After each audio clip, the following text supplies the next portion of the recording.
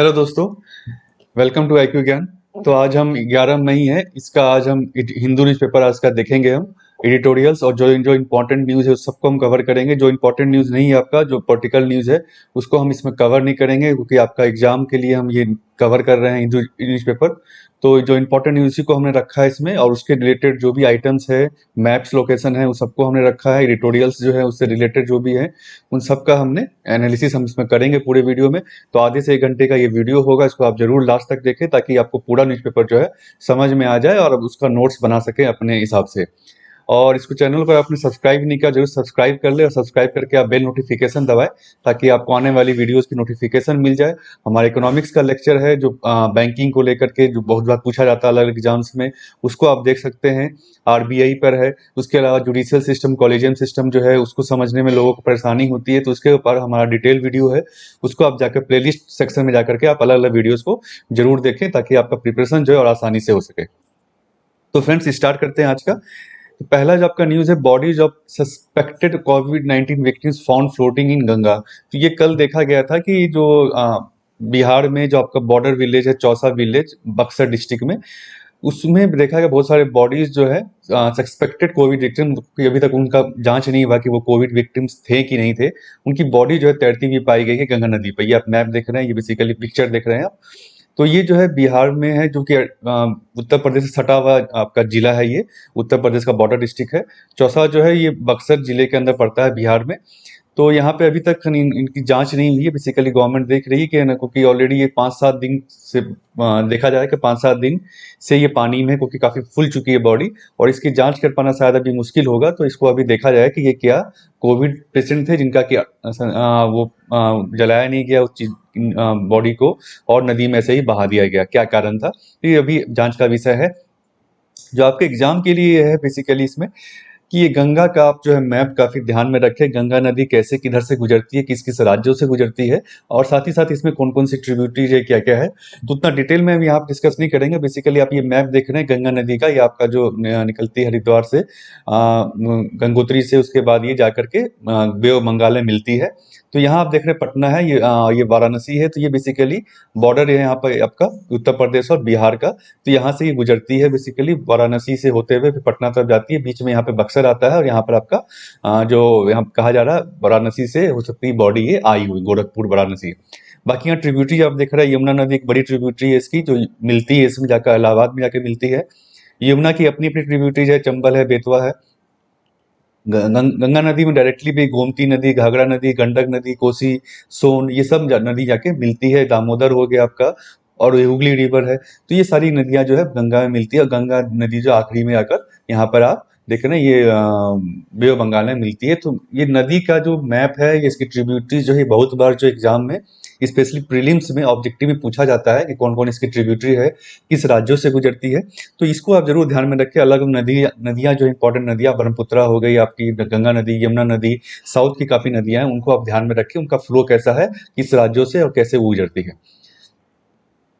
Next आपका article है, vaccine production is being gradually ramped up. Centre ने कहा है कि हम वैक्सीन प्रोडक्शन जो धीरे धीरे बढ़ रहा है बेसिकली, और ये इसलिए कहा गया सुप्रीम कोर्ट में सेंटर ने कहा कि ये एग्जीक्यूटिव का डिसीजन है कि पॉलिसी जो बनाना, ये आपका जो वैक्सीन को लेकर के क्या वैक्सीनेशन पॉलिसी जो गवर्नमेंट ने बनाई है कि पहले 60 प्लस होगा, फिर 55 प्लस, फिर आपका जो 18 प्लस।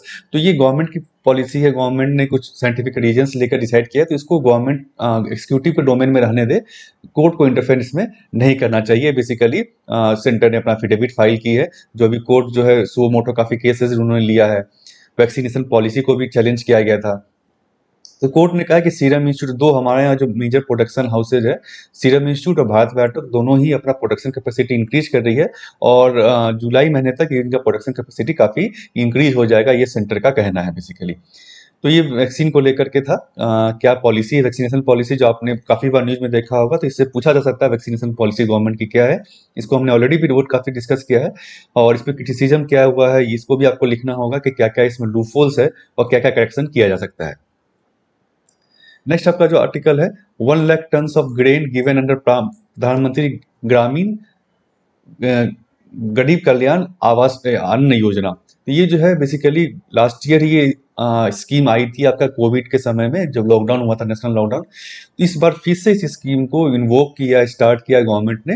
ये स्कीम क्या है बेसिकली, इसके अंदर जो है फूड ग्रेन्स, जो फूड आपका दिया जा रहा है गरीब लोगों को, पीडीएस धारकों को, खाता धारकों को गवर्नमेंट की तरफ से। तो इसमें गवर्नमेंट ने कहा कि ऑलरेडी 40 लाख टन जो है फ्री फूड ग्रेन्स हम दे चुके हैं, आउट ऑफ 1 लाख टन जो हमने प्रॉमिस किया था मई महीने में। तो ये बेसिकली मई महीने का इन्होंने बताया, फिर जून में भी ये चलेगा आपका।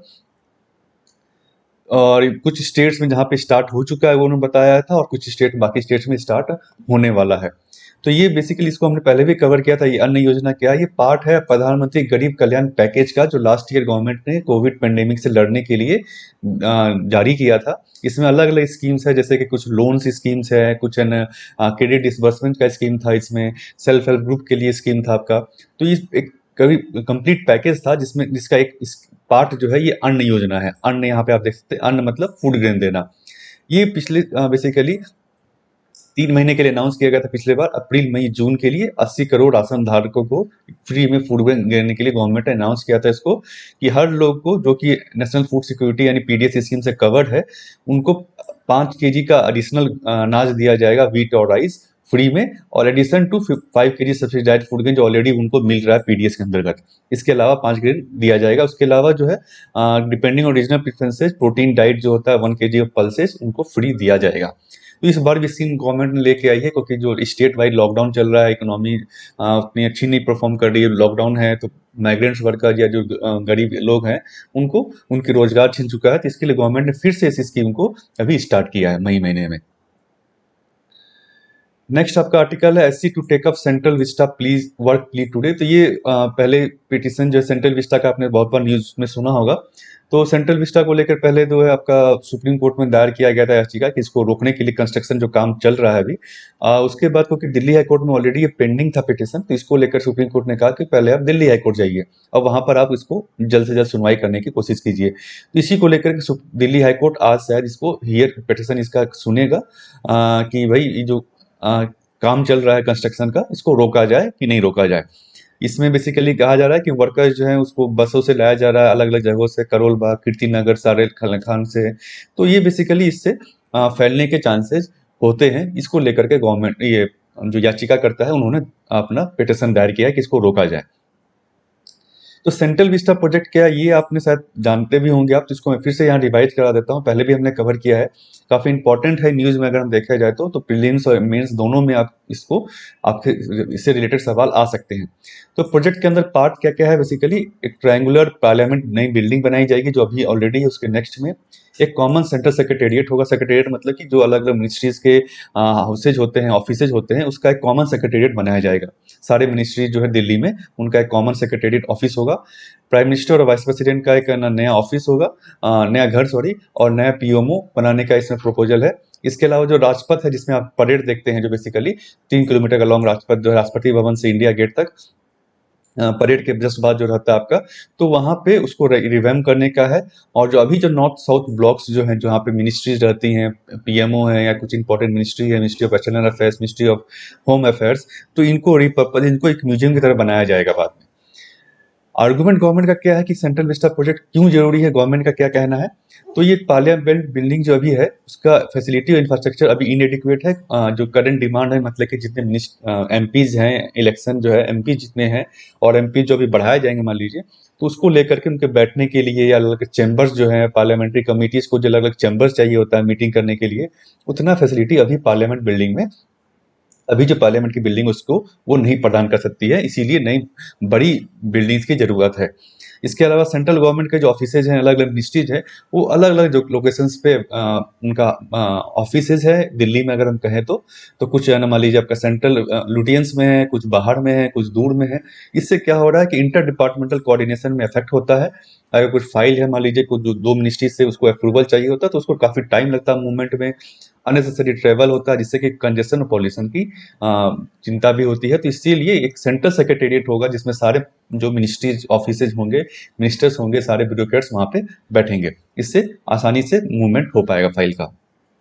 और बहुत सारी जो एग्जिस्टिंग बिल्डिंग्स है, चाहे हम नॉर्थ साउथ ब्लॉक देख ले, बाकी जो बिल्डिंग्स है पीएम वीपी का, उनका ऑलरेडी जो स्ट्रक्चर लाइव होता है कि इतने दिन तक ये बिल्डिंग सही रह सकती है, ये ऑलरेडी इनका क्रॉस हो चुका है, तो इसीलिए नई बिल्डिंग बनाने की आवश्यकता है, क्योंकि ये सिक्योरिटी पॉइंट ऑफ व्यू से भी काफी इंपॉर्टेंट है।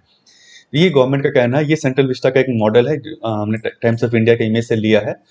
तो ये आप देख रहे हैं जो नया रिवैम्प होगा, ये इंडिया का जो आप जानते होंगे, तो यहाँ पे आपका प्रेसिडेंट हाउस हो गया, या नया जो आपका वाइस प्रेसिडेंट हाउस और जो है ना प्राइम मिनिस्टर रेसिडेंस बना जाएगा। इसके अलावा ये जो आपका राजपथ होगा नया रिवैम्प, कॉमन सेंटर सेक्रेटेरिएट यहाँ बनाया जाएगा, ये जो आप देख रहे हैं, ये और नया पार्लियामेंट बिल्डिंग यहाँ पे बनाया जाएगा एग्जिस्टिंग के बगल में। तो ये बेसिकली जो लुकआउट है कि कैसा बनाया जाएगा इसको, तकरीबन 20,000 करोड़ का इसका एस्टिमेटेड कॉस्ट है प्रोजेक्ट का। करंट जो विस्टा है, जो करंट मतलब जो अभी जो पार्लियामेंट बिल्डिंग है जो विस्टा कहते हैं, उसमें जो अभी क्या है, राष्ट्रपति भवन आते हैं, Parliament House, North South Block, India Gate और नेशनल आर्काइव्स। इसका जो कंस्ट्रक्शन हुआ था, इसका हिस्ट्री भी आप समझ ले, ताकि आपको बहुत बार पूछा जा सकता है। तो ये कंस्ट्रक्शन जो बेसिकली दो पर्सन्स ने किया था, एक एडविन लुटियंस और डेविड हर्बर्ट बेकर। तो इसीलिए लुटियंस दिल्ली भी कहा जाता है इसको, आपने सुना होगा लुटियंस एरिया जो है। तो फिर लुटियंस ने इनको इसको डिजाइन किया था, इस पूरे दिल्ली के एरिया को, इस रीजन को, और हर्बर्ट बेकर भी इसमें आर्किटेक्ट थे। पार्लियामेंट हाउस बिल्डिंग अगर बात करें तो इसको दोनों ने डिजाइन किया था। राष्ट्रपति भवन जो है ये एडविन लुटियंस ने डिजाइन किया था इसको। सेक्रेटेरिएट जिसमें नॉर्थ साउथ ब्लॉक आता है, ये हर्बर्ट बेकर ने डिजाइन किया था। तो ये दो मेजर आर्किटेक्ट थे जो अभी जो लुटियंस जो बिल्डिंग्स देख रहे हैं उसके। नेक्स्ट आपका हम मूव करते हैं एडिटोरियल्स की तरफ। Recording inequality in digital world, तो ये बेसिकली एडिटोरियल में राइटर ने जो है हेल्थ और एजुकेशन को लेकर के, जो अभी ऑनलाइन जो है आपका ऑनलाइन एजुकेशन हो गया, आपका हेल्थ फैसिलिटीज जो है उसका, उसको लेकर के वैक्सीनेशन बाकी जो उसमें बताया कि कैसे इनइक्विटी है। जो ऑटोमेशन हम ला रहे हैं उसमें, कि ऑनलाइन आप बुक करा कर सकेंगे वैक्सीनेशन का, ऑनलाइन लर्निंग जो है, तो उसमें इनइक्विटी है, मतलब कि सभी लोगों को इक्वल एक्सेस नहीं है, जिसको हमें देखने की जरूरत है कि बाकी सभी लोगों को इस चीज का एक्सेस जो है इक्वल प्रदान किया जा सके। तो टेक्नोलॉजी को यूज करें, कैसे हम टेक्नोलॉजी को इंक्लूसिव बनाएं, इस पे हमने ऑलरेडी भी बहुत बार, अभी आप देख रहे होंगे बहुत बार जो इस पे आर्टिकल्स आए हैं। तो ये काफी इंपॉर्टेंट है कि टेक्नोलॉजी को, how to make technology inclusive, inclusive for all. तो ये बहुत इंपॉर्टेंट पार्ट है, इंक्लूसिव फॉर ऑल। ये बेसिकली पूछा जा सकता है कभी भी। तो इस पैरामीटर को देखते हुए एक ये भी इसमें आर्टिकल एक जोड़ सकते हैं आप उसमें। इसमें इन्होंने कहा, पहले एजुकेशन को लेकर इन्होंने कहा है, तो सैंपल सर्वे जो होता है इंडिया में, नेशनल सैंपल सर्वे, तो 2017 का डेटा इन्होंने बताया है लास्ट जो है, उसमें देखा गया था कि सिर्फ 6% रूरल हाउस होल्ड और 25% अर्बन हाउस होल्ड के पास कंप्यूटर है। उसके अलावा एक्सेस ऑफ इंटरनेट फैसिलिटी अगर हम देखें, उसमें भी 17% रूरल एरिया में सिर्फ एक्सेस है और 42% अर्बन एरिया में इंटरनेट फैसिलिटी है। तो ये बहुत ज़्यादा 4 साल में कुछ इंक्रीज हुए, लेकिन तब भी जो है काफ़ी कम है आपका, अगर हम देखें 4 साल पहले का डेटा। तो इससे इसका क्या कहना है, क्या मतलब है कि एजुकेशन जो आप ऑनलाइन एजुकेशन बोल रहे हैं, हम ऑनलाइन एजुकेशन देंगे, ऑनलाइन क्लासेस कराने के लिए, तो इससे इतने लोग को ही ये फायदा पहुंचेगा। मान लीजिए 6% का मान लीजिए हम 15% ही मान लेते हैं, तो 15% रूरल एरिया में लोग इसको एक्सेस कर पाएंगे। और ये 25%, तो मान लीजिए 50% हम इसको ले ले, तो 50% अर्बन एरिया में लोग ही इसको यूज कर पाएंगे। तो बाकी जो 50% या कह सकते हैं बाकी जो रूरल एरिया में जो लोग बच गए हैं, उनको ऑनलाइन एजुकेशन का फायदा नहीं मिल पाएगा। उनकी जो शिक्षा है जो ऑलरेडी चल रही थी फिजिकल एजुकेशन के फॉर्म में, वो रुक जाएगी कहीं ना कहीं। तो ये इनका बेसिकली क्रक्स है मैटर का कहने का। तो NCERT, Azim Premji foundation, ACR ने इन संस्थाओं ने भी सर्वे किया। उन्होंने देखा कि 27% एंड 60% बेसिकली इन बिटवीन जो लोग हैं, can not access online classes. लोग इतने एक्सेस नहीं कर पाते हैं, तो तकरीबन मैक्सिमम 60% लोग एक्सेस नहीं कर पा रहे हैं जो ऑनलाइन क्लासेज। अलग अलग रीजन है। पहला तो डिवाइसेज नहीं, यानी कि स्मार्टफोन नहीं है, कंप्यूटर नहीं है। शेयर डिवाइसेज है, 2 लोग 4 लोग शेयर कर रहे हैं, तो कुछ अभी नहीं कर पा रहे हैं। Inability to buy data packs, तो जैसा कि आप जानते हैं इंटरनेट फैसिलिटी के लिए आपको जो ऑपरेटर का, टीएसपी का, एयरटेल, वोडाफोन जो भी आपका है, उससे आपको डेटा पैक खरीदना पड़ता है, तो उतना पैसा नहीं कुछ लोगों के पास। स्टेबल कनेक्टिविटी नहीं है, बहुत जगह नेटवर्क नहीं है, आपका कनेक्टिविटी आ रही है फिर जा रही है, जिसके कारण वाले एग्जाम है या कुछ क्लासेज है तो बीच में आपका इंटरप्ट हो जा रहा है। उसके बाद many lack the learning environment at home, बहुत के पास जो इन्वायरमेंट जो होना चाहिए पढ़ने पढ़ाई का घर में, वो नहीं है। जैसे कि कोई लोग जो है बेसिकली छोटे छोटे घरों में रह रहे हैं, तो उनके लिए अलग जगह नहीं है। 25% Indian living single room dwelling, तो 25% लोग जो है इंडियन जो है सिंगल रूम में रह रहे हैं, तो उसमें 4-5 लोग रह रहे हैं। तो आप पढ़ाई के लिए आपको जो इन्वायरमेंट एक चाहिए, एकांत जगह जो चाहिए, वो उनको नहीं मिल पा रहा है, तो इसके कारण पढ़ाई रुक जा रही है। लड़कियों की बात करा गया तो उनको जो एडिशनल अगर उसमें एक्सपेक्टेशन क्या रहता है कि डोमेस्टिक काम में जो घरों में हाथ बटा, किचन में हाथ बटा, अगर वो घर पर है तो इस कारण से उनका पढ़ाई है, क्योंकि वो घर पर है, स्कूल बंद है, तो इसीलिए उनको घर पे काम ज़्यादा करना पड़ रहा है, पढ़ाई पे वो ज़्यादा ध्यान नहीं दे पा रही है। तो ये बेसिकली जो है ऑनलाइन एजुकेशन का इन्होंने डिमेरिट बताया इंडियन कंटेक्स्ट में कि क्या है, कहाँ वो प्रॉब्लम है। अब ये बेसिक पीयर लर्निंग भी सफर हो रहा है। पीयर लर्निंग क्या होता है कि आप एक दूसरे स्टूडेंट से सीख रहे हैं।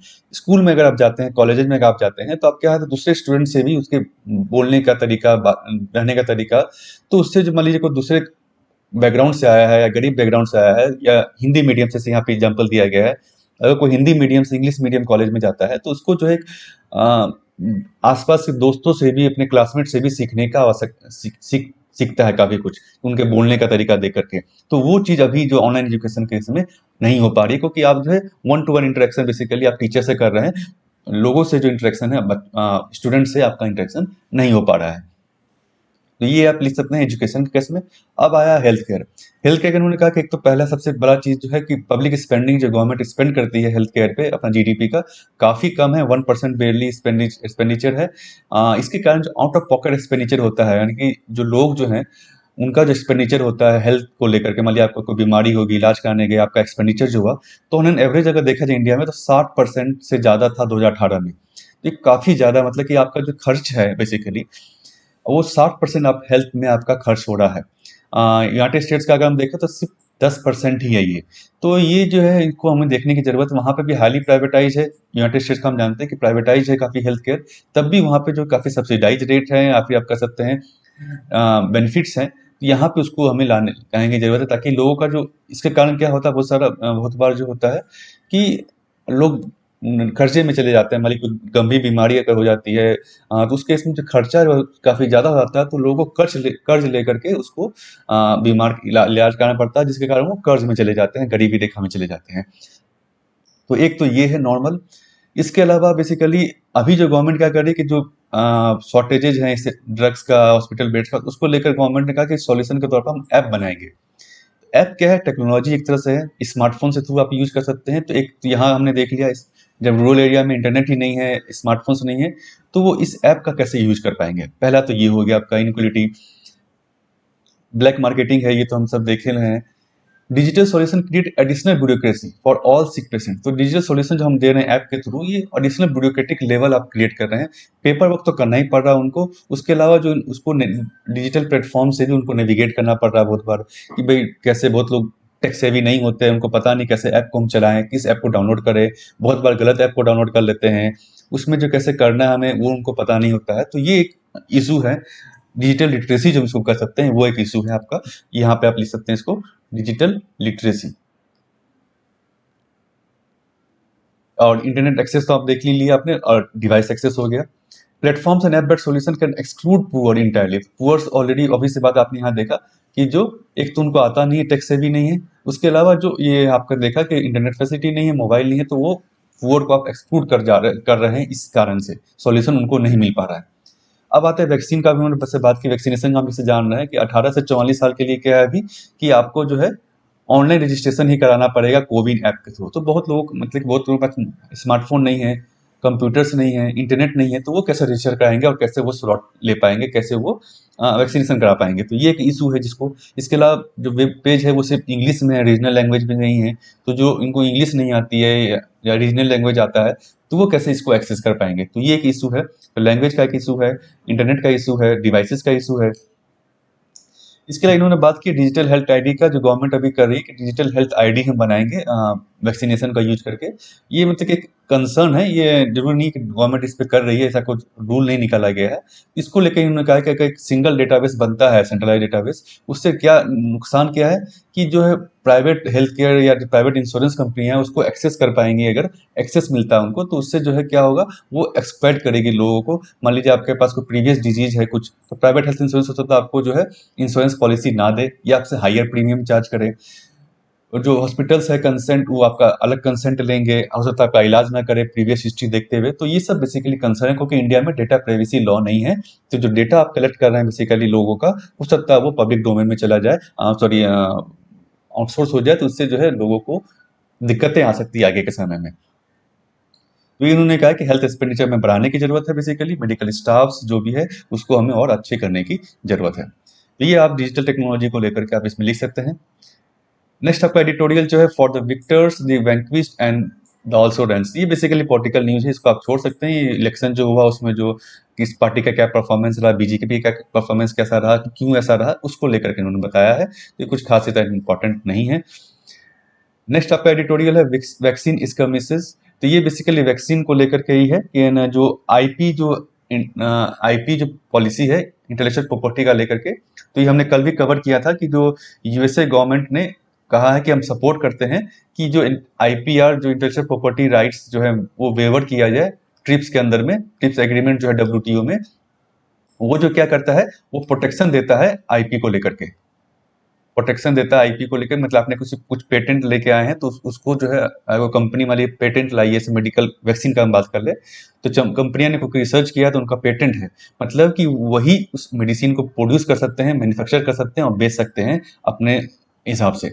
तो ये जो है प्रोटेक्शन जो है, क्योंकि अभी लास्ट ईयर जो है साउथ अफ्रीका और इंडिया ने डब्ल्यूटीओ में एक अपना प्रपोजल दिया था कि ये जो टिप्स प्रोटेक्शन है आईपी को लेकर के, आईपी प्रोटेक्शन जो है वैक्सीन या बाकी कोविड को लेकर के, कोविड मेडिसिन हो गया, अलग अलग जो चीजें हैं उसको वेव ऑफ किया जाए, क्योंकि कोविड पेंडेमिक है तो हम जो है सभी देशों को इक्वल एक्सेस मिल सके, इसके लिए ये वेवर दिया जाए, एक वन टाइम वेवर, ताकि जो है वैक्सीन का प्रोटेक्शन भी बढ़ा सके, मेडिसिन का प्रोटेक्शन भी बढ़ सके, जो गरीब देश हैं उनको भी सही दामों में वैक्सीन और जो मेडिसिन चाहिए वो मिल सके, उनको इलाज अच्छे से हो सके।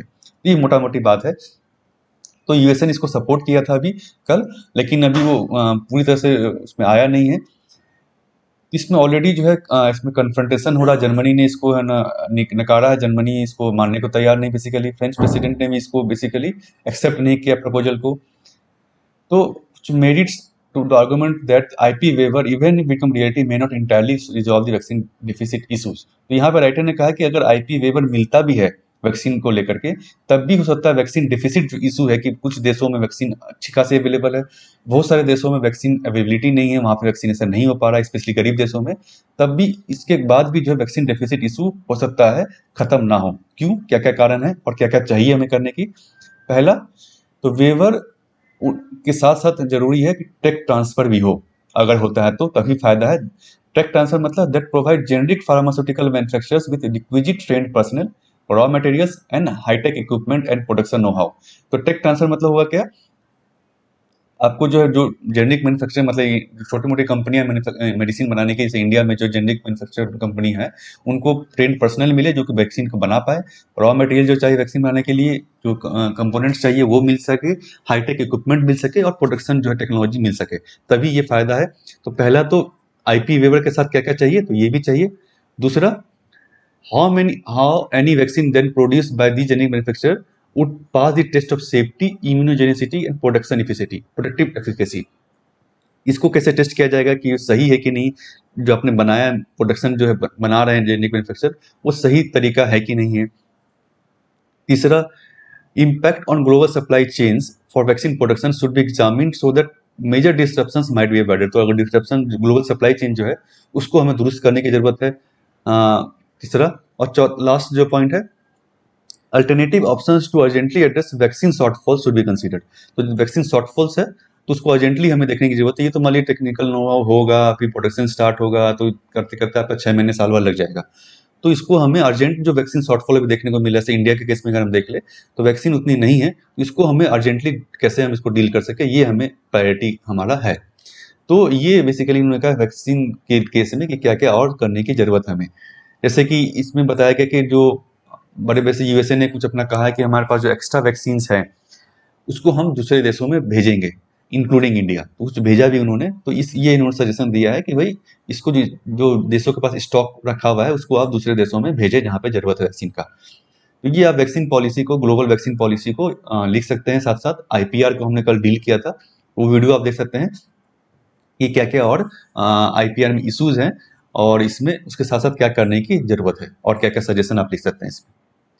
नेक्स्ट आपका आर्टिकल है ऑन द एज। ये बेसिकली जो इजराइल और फिलिस्तीन जो अटैक जो हुआ है उसको लेकर के उन्होंने कहा कुछ खास इंपॉर्टेंट नहीं। इसका जो एल अक्सा मॉस्क्यू है इसको हमने ऑलरेडी डील किया है, नेक्स्ट हम आगे हम देखेंगे इसका। तो जेरूसलम जो है has been part of Israel Palestine conflict रहा है, ये आपने पढ़ा भी होगा पहले इसमें। इजराइल ने जो है 1948 में वेस्टर्न पार्ट कैप्चर किया था सिटी का, फर्स्ट अरब इजराइल वार हुआ था, उसके बाद ईस्टर्न हाफ जो है 1967 में 6 डे वार हुआ था, उसमें कैप्चर किया था। वेस्ट पैलेस्टाइनियंस से east Jerusalem should be capital of the future state. तो ये बेसिकली दोनों के बीच जो कन्फ्लिक्ट है फिलिस्तीन को लेकर के, जेरूसलम को लेकर के, सॉरी फिलिस्तीन और इजराइल के बीच में, इसमें आप मैंने इसको डील नहीं कर रहा हूँ अभी मैं। नेक्स्ट आपका है national health service in India. तो ये बेसिकली इसमें राइटर ने जो है एक नेशनल हेल्थ सर्विस का प्रपोजल दिया है, जैसे कि यूनाइटेड किंगडम में है। तो इससे इन्होंने बताया कि इंडिया में जो है 1% ऑफ जीडीपी से कम हम एक्सपेंडिचर कर रहे हैं। रूरल एरिया में अगर हम देखें तो डॉक्टर पॉपुलेशन रेशियो जो है 40,000 लोगों पर एक डॉक्टर है, तो काफ़ी खराब स्थिति है। तो इन्होंने जो प्रपोजल दिया है नेशनल हेल्थ सर्विसेज का, जो ऑलरेडी यूनाइटेड किंगडम में है, उसका उन्होंने बताया है। तो इन्होंने बताया कि हेल्थ सर्विस का प्रपोजल ये नया नहीं है। 1946 में जो सिविल सर्वेंट थे जोसेफ बोर्ड, इन्होंने पहले बार प्रपोजल सबमिट किया था नेशनल हेल्थ सर्विस का, जो कि British national health service NHS के मॉडल पे बेस्ड था आपका। तो वहाँ पे ऑलरेडी ये इम्प्लीमेंटेड एनएचएस जो आप देख रहे हैं यूनाइटेड किंगडम में। इससे क्या फ़ायदा है कि जो जनरल टैक्सेशन से ये सर्विस को फंड किया जाता है, चार्जेस बहुत नहीं है, उसमें बहुत लोगों को चार्जेस नहीं लगता है, डॉक्टर्स आसानी से अवेलेबल है, ट्रीटमेंट और मेडिसिन जो फ्रीली है, आउट पेशेंट को फॉलोअप अपॉइंटमेंट भी फ्री हैं। तो ये बेसिकली इन्होंने कहा कि इसी मॉडल को इंडिया को भी अपनाने की ज़रूरत है, ताकि हम जो है अभी के समय हम देख रहे हैं डॉक्टर की अवेलेबिलिटी नहीं है, या बहुत जो रूरल एरिया में इंफ्रास्ट्रक्चर नहीं है, डॉक्टर्स नहीं है, मेडिकल स्टाफ्स नहीं है, प्राइवेट केयर जो है अनरेगुलेटेड है, हाई चार्जेज है, उसको लेकर के इन्होंने कहा कि एनएचएस जैसा मॉडल हमें भी अपनाने की ज़रूरत है। तो largely unintended inequalities in the time and attention given to patient in different social classes। तो ये हम इंडिया में देखने को मिल रहा हमें कि सोशल क्लासेस के बेसिस पर अलग टाइम उनको मिल रहा है, किसी को हॉस्पिटल बेड मिल रहा है, किसी को नहीं मिल पा रहा है, किसी को डॉक्टर मिल रहे हैं, किसी को नहीं मिल पा रहे हैं। तो ये इसको देखते हुए हमें ये सजेशन दिया कि नेशनल हेल्थ सर्विसेज इंडिया में इम्प्लीमेंट करने की ज़रूरत है इस तरह की। तो इसको आप एक सजेशन मिल सकते हैं हेल्थ को लेकर के, जब आप जीडीपी का बताएंगे बाकी कुछ में, तो उसमें एक सजेशन में आप इसको ले सकते हैं, और केस स्टडी में आप यूनाइटेड किंगडम का केस स्टडी दे सकते हैं कि वहाँ पे कैसे ये काम कर रहा है और क्या इसका बेनिफिट्स है।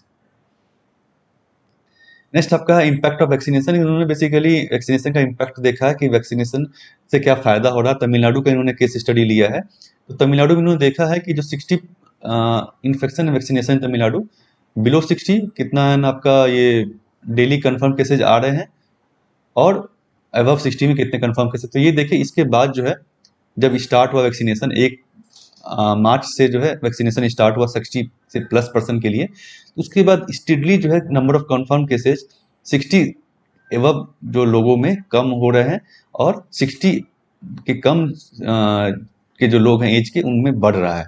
तो ये वैक्सीन का आप देख सकते हैं डायरेक्टली कि वैक्सीन का क्या इफेक्ट हो रहा है। इन्फेक्शन वैक्सीनेशन चेन्नई का भी उसी तरह उन्होंने कंपेयर किया है, 50 साल 60 साल के ऊपर लोगों का, और 50 से 59 के साल लोगों का। तो इसमें देखा गया है कि धीरे धीरे ये यहाँ पे कम हुआ है, लेकिन और जो उनको वैक्सीनेशन नहीं लगा है उनमें केसेस ज़्यादा देखे गए हैं। तो ये इन्होंने फायदा बताया कि वैक्सीनेशन का क्या फायदा है, और वैक्सीनेशन सभी को लगाया जाना चाहिए। लोगों को एजुकेट करने की जरूरत है कि वैक्सीन हेजिटेंसी नहीं रखे, वैक्सीन जो है इफेक्ट अच्छा इफेक्ट है, उसको यूज वैक्सीन को लगाया जाए सभी में। नेक्स्ट आपका फिक्सिंग द वैक्सीन क्रंच। तो इसी को लेकर वैक्सीन का जो कमी है उसको लेकर इन्होंने बताया कि वैक्सीन कमी को हमें बढ़ाने की जरूरत है। हमें जो तकरीबन 1500 मिलियन डोजेस चाहिए होगा, अगर हम सभी पूरे पॉपुलेशन को, जो टारगेट पॉपुलेशन है 18 साल से ऊपर का, उसको हमें लगाना है, तो 1500 मिलियन डोजेस चाहिए होगा हमें। 2 डोजेस पर पर्सन अगर हम देखें तो अभी जो हमारे पास 3 कैंडिडेट्स है, 3 वैक्सीन कैंडिडेट अभी और प्रॉमिसिंग कैंडिडेट जो रिसर्च में चल रहा है अभी, डीएनए वैक्सीन जाइडस कैडिला के द्वारा, रिकम्बिनेंट स्पाइक प्रोटीन बायोलॉजिकल ई के द्वारा, और सेल्फ लिमिफाइड मैसेंजर mRNA का जो जिनोवा कर रही है। तो ये बेसिकली 4 महीने में देखा जा रहा है कि ये जो कंप्लीट हो जाएगा, और अगर अप्रूवल मिलता है तो ये वैक्सीन जो है मार्केट में आ जाएगी। तो ये जो है अगर हम इन सारे वैक्सीन मिल जाता हमें, तो 6 महीने के में शायद इंडिया जो है, जो टारगेट पॉपुलेशन है 18 साल से ऊपर वाला, उसको इंडिया वैक्सीनेट कर पाएगा पूरी तरह से, ये एज्यूम किया जा रहा है। इसकी उन्होंने बताया कि डीएनए वैक्सीन क्या है, एसएमए-आरएनए वैक्सीन क्यों इफेक्टिव है। तो आरएमए वैक्सीन इसलिए अच्छे है क्योंकि वो बेसिकली लोअर डोजेस में भी एडिक्वेट रहेगी, और ग्रेटेस्ट फ्लेक्सिबिलिटी टू ट्वीक। तो इसमें आसानी से अगर कोई वेरिएंट, नया वेरिएंट आता है, तो उसको आसानी से इस वैक्सीन को हम चेंज कर सकते हैं और नया वैक्सीन ला सकते हैं आसानी से कम दिनों में। तो ये फायदा है आरएनए वैक्सीन का। तो उसी के उन्होंने बताया कि अगर हम ना 60% पॉपुलेशन को भी अगर हम वैक्सीनेट करा सकते हैं, करा पाएंगे, तो अगर हम देखें जितने लोग इफेक्ट ऑलरेडी कोविड हो चुका है, उसके बाद अगर 60% लोगों को कम करते हैं तो हम हर्ड इम्यूनिटी तक आसानी से पहुंच पाएंगे और केसेज आसानी से कम हो जाएंगे। उसके अलावा चिल्ड्रन को वैक्सीनेट कराना एक प्रायोरिटी है, जो भी देखा जा रहा है कि चिल्ड्रंस में भी ज़्यादा वो इन्फेक्शन हो रहा है, तो वो स्प्रेड कर सकते हैं या इफेक्ट हो सकते हैं उनसे, तो उसको हमें वैक्सीनेट कराने की ज़रूरत है। तो कांस्टेंट ट्विकिंग में be needed for new vaccine strain. तो नया जो अगर कोई स्ट्रेन आता है तो उसको लिए हमें वैक्सीन को ट्विक करना पड़ेगा, चेंज करना पड़ेगा कंपोजिशन, तो ये जरूरी है, आगे के समय में हमें देखने की जरूरत है। नेक्स्ट आपका article, India variant is a global concern. तो ये इंडिया का वेरिएंट जो है B1.617, इसको variant of global concern WHO ने माना है, मतलब कि ज़्यादा इन्फेक्शन रेट ज़्यादा, इसका ट्रांसमिसिबिलिटी ज़्यादा है।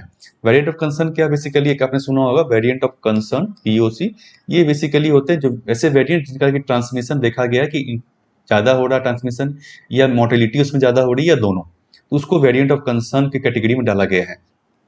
इसके अंदर अभी तक तीन वेरिएंट है, UK variants, south African variant और ब्राजील वेरिएंट्स। ये तीन वेरिएंट्स जो है ग्लोबली वेरिएंट ऑफ कंसर्न के कैटेगरी में आते हैं, मतलब इनसे या तो ट्रांसमिशन ज़्यादा हो पा रहा है, इन्फेक्शन रेट ज़्यादा इनका, या तो मोर्टेलिटी डेथ ज़्यादा हो रहा है, या दोनों। इसको डिसाइड करती है बेसिकली इंटरनेशनल एजेंसी। नेक्स्ट है आपका in supreme court centre justified vaccination strategy. तो सेंटर ने अपना वैक्सीनेशन पॉलिसी, जैसे हमने फ्रंट पेज के न्यूज में देखा था कि वैक्सीनेशन पॉलिसी को गवर्नमेंट का चैलेंज किया गया है, तो उसमें सेंटर ने इसको जस्टिफाई किया है कि भाई जो है अभी का वैक्सीनेशन पॉलिसी और जो पहले का पोलियो या बाकी जो वैक्सीनेशन होता आया है देश में, उसमें काफी अंतर है, क्योंकि अभी हमारे पास टाइम नहीं था बेसिकली, हमें तुरंत डिसाइड करना था, क्योंकि ऑलरेडी केस बढ़ रहे हैं, कोविड एक पेंडेमिक की तरह आया है, तो इसीलिए ये अलग है बेसिकली। डेवलप वैक्सीन भी जो है रिसेंटली डेवलप किया गया है, पहले से अवेलेबल नहीं था, और प्रोडक्शन अभी रिसेंटली स्टार्ट हुआ वैक्सीन का। उसके अलावा और क्या नया फीचर है इस वैक्सीनेशन पॉलिसी में कि vaccine requires 2 doses separated by 4 to 8 weeks. तो ये जो है वैक्सीन डोजेज भी जो है 4 से 8 हफ्ते में ही आपको दूसरा डोज देना है। तो ये सब कारणों से जो हमारा vaccination policy, Covid vaccination policy, वो अलग है। जो पहले की वैक्सीनेशन पॉलिसीज होती थी, पल्स पोलियो हो गया या टीकाकरण जो हो गया, उससे क्यों अलग है, ये गवर्नमेंट ने अपना स्टेप, अपना जो सजेस्ट, ये एफिडेविट में कहा है अपना, कि हम क्यों ये वैक्सीनेशन पॉलिसी अलग है और इसको चैलेंज करना ठीक नहीं है। तो ये जो वैक्सीनेशन पॉलिसी पे अगर आपका क्वेश्चन जैसे बहुत हम देख रहे हैं अगर आता है, तो गवर्नमेंट का स्टैंड भी आप इसमें रख सकते हैं कि क्यों गवर्नमेंट का ये वैक्सीनेशन पॉलिसी पहले के वैक्सीनेशन पॉलिसी से अलग है। नेक्स्ट आपका आर्टिकल है, over 300 Palestinians hurt in Jerusalem holy site clashes. तो ये जो हमने देखा अभी एडिटोरियल में भी, तो ये क्लैशेज हुए हैं फलस्तीन और इसके बीच में, इजराइल के बीच में, जेरूसलम होली सिटी माना जाता है। तो यहाँ पे कुछ इंपॉर्टेंट साइट्स मेंशन किया गया है जिसको आपको प्रीलिम्स में आ सकता है, आपका आर्ट एंड कल्चर का पार्ट है एक तरह से। एक तो अल अस्का मॉस्क्यू, जो कि जीव जो मुस्लिम दोनों के लिए सेक्रेड है। इसके अलावा टेम्पल माउंट, और जिसको नोबल सेंचुरी भी कहा जाता है। ये जो बेसिकली मुस्लिम इस्लाम का थर्ड होलीएस्ट साइट है, मतलब all over the globe world में तीसरा सबसे ज्यादा होलीएस्ट माना जाता है इसको, इस साइट को। इसके बारे में मैंने थोड़ा नोट्स आपके लिए रखा है। ये जो basically name of the silver doomed mosque है, ये जो कि 35 एकड़ कंपाउंड उसके अंदर में पड़ता है। ये कंपाउंड का नाम है आपका अल हराम अल शरीफ, या फिर इसको नोबल सेंचुरी कहा जाता है मुस्लिम के द्वारा, और टेम्पल माउंट कहा जाता है ज्यूज के द्वारा। इसके अंदर ये मॉस्क्यू पड़ता है आपका, ये पूरा सेक्रेड एरिया एक तरह से कर सकते हैं आप। ये जो है जैसा हमने कहा चौथा जो है, तो तीसरा जो है सबसे होली मॉस्क्यू है मुस्लिम्स के लिए। पहला जो आपका Masjid al Haram, great mosque of Mecca, Mecca मस्जिद आप जानते हैं। Al Masjid al Nabawi, the prophet mosque Medina, Medina वाला मॉस्क्यू। उसके बाद तीसरे नंबर पे ये मॉस्क्यू आता है, इसका काफी इंपॉर्टेंट है मुस्लिम के लिए। और ये है ओल्ड सिटी ऑफ जेरूसलम के अंदर में ये सारा पड़ता है। ये सिटी ही जो है आपका वर्ल्ड हेरिटेज साइट में लिस्टेड है यूनेस्को के द्वारा। तो ये काफी इंपॉर्टेंट एक तरह से हेरिटेज शहर है, हेरिटेज बिल्डिंग्स है, इसीलिए इतनी ज्यादा जो ग्लोबल कंसर्न लोग जो है प्रोटेस्ट कर रहे हैं कि भाई यहाँ पे आपको जो वार हो रहा है या फिर जो अटैक हो रहा है ये सही नहीं है। मुस्लिम्स के लिए अगर बात करें, नोबल सेंचुरी जो है होस्ट इस्लाम होली साइट जो हमने देखा अल अस्का मॉस्क्यू, और इसका एक वेस्टर्न वॉल का भी नाम आ रहा, आपने पढ़ा होगा इसमें, वेस्टर्न वॉल है, जिसको वेलिंग वॉल भी कहा जाता है ज्यूज के लिए। Is believe to be the last remnant of Second Temple. Second Temple जो उसका आखिरी जो नमूना यहाँ पर है, और मुस्लिम्स इसको रेफर करते हैं अल बुर्क वाल, मतलब यहाँ पे प्रॉफिट मोहम्मद को बांधा गया था, उसके बाद वो हेवन की तरफ चले गए थे। तो ये बेसिकली इसका art and culture point of view से कहे तो इसका इम्पोर्टेंस है। प्रीलिम्स में या मेंस में आपका पूछा सकता है इसके बारे में कि कहाँ लोकेटेड है, क्या इसमें इसका है, इसका इम्पोर्टेंस क्या क्या है। तो इसके लिए आपका ये नोट्स जो है इम्पोर्टेंट है आपका। नेक्स्ट आपका आर्टिकल है Pakistan government to set new rules to meet FATF requirement. तो फाइनेंशियल टास्क फोर्स में ये जो है ऑलरेडी पाकिस्तान ग्रे लिस्ट में है, जो हमने पहले भी कवर किया था इसको। तो इसको हटने के लिए, ग्रे लिस्ट से कैसे ये बाहर आए, इसके लिए पाकिस्तान जो है नया रूल बना रहा है एंटी मनी लॉन्ड्रिंग को लेकर के, ताकि हम स्ट्रिक्ट रूल, ताकि जो है इससे एफएटीएफ से वो ग्रे लिस्ट से बाहर आ सके और उसको जो है ब्लैक लिस्ट में ना चला जाए। तो एफएटीएफ क्या है, ये एक इम्पॉर्टेंट इंटरनेशनल बॉडी है, इंटर गवर्नमेंटल ऑर्गेनाइजेशन है, जो कि स्टैंडर्ड सेट करती है और promote effective implementation of legal, regulatory and operational measures to combat money laundering, terrorist financing, other related threats. तो मनी लॉन्ड्रिंग जो होता है आपका, और टेररिज्म फाइनेंसिंग मतलब टेररिस्ट ऑर्गेनाइजेशन को फाइनेंसिंग जो है उसको कंट्रोल कैसे किया जाए, उसको कैसे ना देखा जाए, और इसके लिए स्टैंडर्ड्स बनाती है और बाकी देशों को भी प्रमोट करती है, अलग देश जो है ऑल ओवर द ग्लोब, कि वो जो है स्ट्रिक्ट लीगल और रेगुलेटरी जो है लॉज रखे अपने देश में, ताकि ये जो है टेररिज्म फाइनेंसिंग, मनी लॉन्ड्रिंग रुक सके, नहीं हो। ये 1999 में फॉर्म हुआ था G7 समिट में। इसका सेक्रेटेरिएट जो है OECD हेडक्वार्टर में ही है, पेरिस में। रियली पॉलिसी मेकिंग बॉडी है, पॉलिसी बनाती है बेसिकली गवर्नमेंट के साथ मिल करके, और उसके बाद गवर्नमेंट जो है, अलग अलग गवर्नमेंट वो देश जो है वो अपने देश में नेशनल, अपने देश में एक कानून लेके आती है इस पॉलिसी को इम्प्लीमेंट करने के लिए। इंडिया भी लेके आई ये कानून। इसका डिसीजन मेकिंग बॉडी जो उसको कहा जाता है एफएटीएफ प्लेनरी, जो कि तकरीबन साल में 3 बार मिलती है और इसमें डिसाइड करती है कि देशों का, अलग अलग देशों का देखती है कि उनका रूल कैसा है। अगर वहाँ पे कोई लूफोल्स है तो उसको ग्रे लिस्ट में या ब्लैक लिस्ट में डाल सकती है। अगर वो डालती है ब्लैक लिस्ट या ग्रे लिस्ट में, तो उससे क्या होता है, उस देश में फाइनेंशियल जो है आपका बेसिकली ट्रांजेक्शन रुक जाएगा, ट्रेड आपका रुक जाएगा, तो इससे उनका इकोनॉमिक में काफ़ी असर पड़ता है। तो इसीलिए कोई भी देश नहीं चाहता कि हम एफएटीएफ के ग्रे लिस्ट में या ब्लैक लिस्ट में जाए। तो फ्रेंड्स, ये था आज का हिंदू न्यूज़पेपर एनालिसिस। अगर आपको वीडियो अच्छा लगा जरूर लाइक करें और शेयर करें अपने फ्रेंड्स के साथ। व्हाट्सएप पे, फेसबुक पे, टेलीग्राम पे आप शेयर कर सकते हैं, और सब्सक्राइब करना मत भूलें। आप इस चैनल को सब्सक्राइब करके आप बेल नोटिफिकेशन दबाएं, और बाकी वीडियोज जो है हमारा पॉलिटी, एनसीईआरटी का, इकोनॉमिक्स का, उसको आप जरूर देखें। प्लेलिस्ट सेक्शन में आप जा सकते हैं और वहाँ पे जाके आप बाकी वीडियोज को देख सकते हैं। Thank you friends.